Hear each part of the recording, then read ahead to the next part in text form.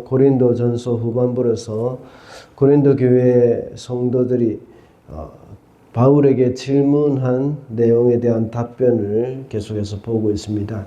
어제 본문인 8장부터 시작해서 이제 10장까지는 우상의 제물을 먹어야 할 것인지 말아야 할 것인지에 대해서 말씀을 하고 있습니다. 먼저 우상은 아무것도 아님을 알아야 하고 성도는 모든 음식에 있어서 자유롭다는 것을 알아야 합니다. 그렇지만 이 그리스도인의 자유는 사랑으로 덕을 세워야 한다고 했습니다. 사도 바울은 8장 마지막 부분에서 내 형제가 걸려서 넘어지지 않게 하기 위해서 나는 평생 고기를 먹지 않겠습니다 라고 했습니다.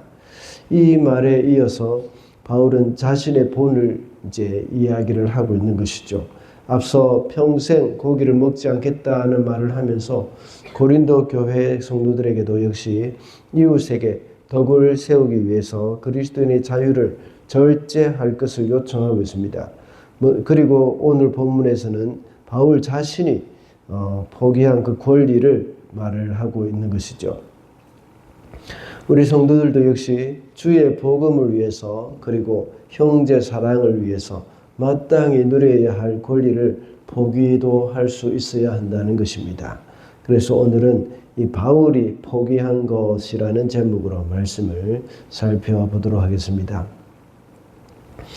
첫째로 바울은 부양받을 권리를 포기했습니다. 4절 말씀입니다. 우리에게 먹고 마실 권리가 없습니까? 여기서 말하는 먹고 마시는 권리라는 것은 아무 것이나 제한 없이 먹고 마시는 그런 권리를 뜻하는 것이 아닙니다. 이것은 사도들의 특별한 권리로서 먹고 마시는 권리, 그것을 가리키는 겁니다. 다른 말로 하자면 부양받을 권리를 말하는 것이죠. 사도들이 이렇게 부양받을 권리가 있다는 것은 예수께서 가르치신 말씀과 일치합니다. 마태복음 10장 10절과 누가복음 10장 7절에 보면 그 집에 유하며 주는 것을 먹고 마시라. 일꾼이 그 삭을 받는 것이 마땅하니라 라는 말씀을 주님이 하셨습니다. 그 당시 일반적인 사도들은 다 이런 권리를 누리고 있었습니다. 그러나 사도 바울은 그런 혜택을 받는 것을 거부했습니다. 그런데 그 당시 사람들 중에서는 이것을 가지고 사도 바울을 비난거리로 삼았습니다. 다른 사도들은 모두가 다 이렇게 부양을 받고 있는데 바울과 바나바는 자비량하면서 부양받지 못하는 이유는 그들이 사도가 아니기 때문이라는 그런 비난을 한 것입니다. 그러나 바울이 이렇게 부양받을 권리를 포기한 이유가 있습니다. 그것은 그 당시 떠돌이 철학자들이 많이 있었는데 그들은 보수를 받고 가르치면서 종종 비난을 받는 것이 있었기 때문입니다. 바울도 역시 전 세계를 다니면서 복음을 전하는 사역을 했습니다. 그런 가운데서 이러한 비난받는 떠돌이 철학자들과 같이 그런 취급을 받게 되어서 이 복음에 해가 되는 일이 없도록 하기 위한 것이었습니다. 그래서 바울은 부양받을 권리를 이 복음을 위해서 포기를 했던 것이죠. 둘째로 바울은 결혼의 권리를 포기했습니다. 5절 말씀입니다. 우리에게 다른 사도들이나 주님의 동생들이나 게바처럼 믿는 자매인 아내를 데리고 다닐 권리가 없단 말입니까?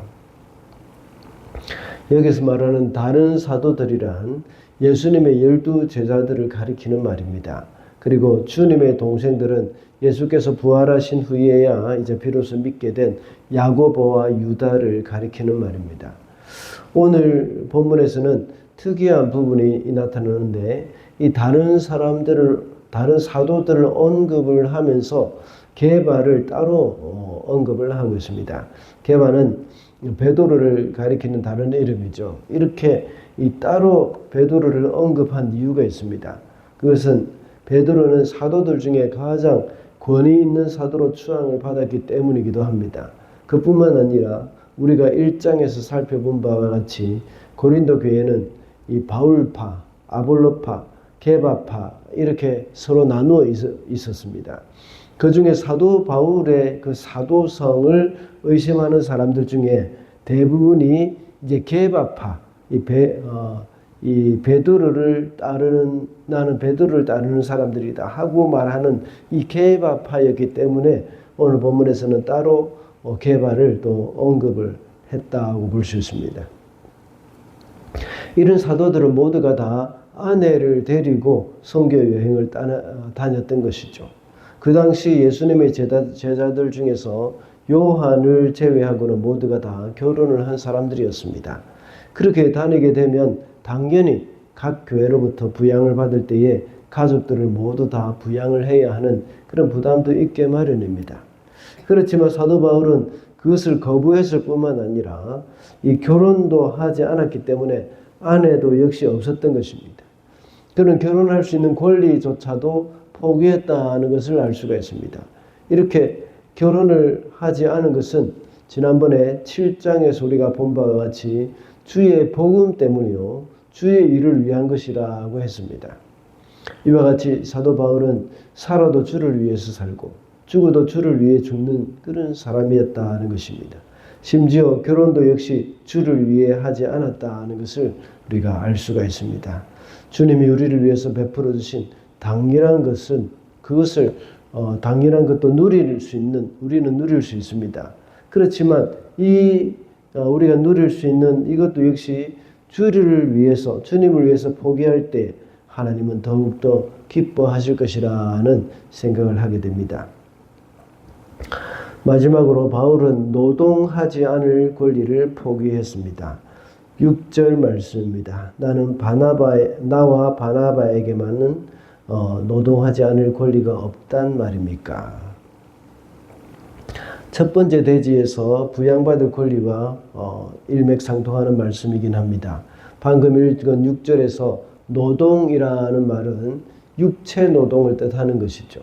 그 당시 헬라 문화는 육체 노동을 아주 무시하는 경향이 있었습니다. 그래서 그런 육체 노동은 모두 노예가 했습니다. 이 초대 고린도 교회는 노예 출신들의 성도들이 많았는데 바울은 이 육체 노동을 하는 가운데 그들과의 교감을 가질 수 있었던 것이죠. 또한 그들로부터 생계비를 받는다는 것은 이 바울에게나 또 교회에게나 둘 다 부담이 될 수밖에 없었습니다. 그래서 그것으로 인해서 복음의 장애가 되지 않도록 하기 위해서 스스로 노동을 했던 것입니다. 물론 고린도 교회가 시간이 지나면서 또 많은 중산층들도 예수를 믿게 됨으로 말미암아 고린도 교회는 참 부유한 교회가 되어졌습니다. 그러나 바울 당시 처음에 바울이 개척할 당시에는 그렇지 못했던 것이죠. 이런 노동을 하지 않고 부양받을 권리가 있다는 것은 오늘 본문 7절 이하에서 비교적 길게 설명을 하고 있습니다.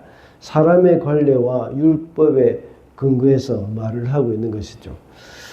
그와 같이 그 당시 복음을 전하는 사도들은 각 교회에게 부양을 받을 수 있는 권리가 있었기 때문에 이런 육체의 노동을 하지 않을 수 있는 권리도 역시 있었습니다. 그러나 바울은 그가 처음에 고린도전서 18장에 보면 사도행전 18장에 보면 이 브리스길라와 아굴라와 함께 교회를 개척하는 당시에 같이 천막 만드는 그런 노동을 했다는 것을 우리가 알 수가 있습니다. 그러나 사도 바울은 그들과 복음이 방해받지 않도록 하기 위해서 육체 노동을 이렇게 했던 것이죠. 말씀을 맺겠습니다. 오늘은 바울이 포기한 것이라는 제목으로 말씀을 살펴보았습니다. 바울은 부양받을 권리를 포기했고 결혼할 권리를 역시 포기했다고 했습니다. 그리고 바울은 노동하지 않을 권리도 역시 포기했습니다. 사실 사도 바울이 포기한 이 세 개가 무엇인가 이것이 중요한 것이 아닙니다. 그보다 더 중요한 것은 그가 이런 모든 권리를 복음을 위해서 버렸다는 사실입니다. 사도 바울이 이런 권리를 포기한 것 때문에 어떤 사람들은 이 사도성을 의심했다고 했습니다. 그래서 바울은 오늘 본문 1절과 2절에서 자신의 사도성에 대해서 말을 하고 있는 것입니다. 그러나 지금까지 오고는 세대, 지금 오늘날까지 이 현대 교회까지는 이 사도 바울에 대해서 다르게 표현을 하죠. 오늘날 교회들은 사도 바울을 당연히 누릴 수 있는 권리를 복음을 위해서 포기한 그런 사람으로서 진정한 사도였다는 것을 인정하고 있습니다. 우리 그리스도인들도 살아가면서 내가 이 세상에서 당연히 누릴 수 있는 수많은 것들을 다 누릴 수도 있을 것입니다. 세상 사람들은 그리스도인들이 이것을 포기하는 것에 대해서 때로는 바보라고 비난을 할 수도 있고 또 무시할 수도 있습니다.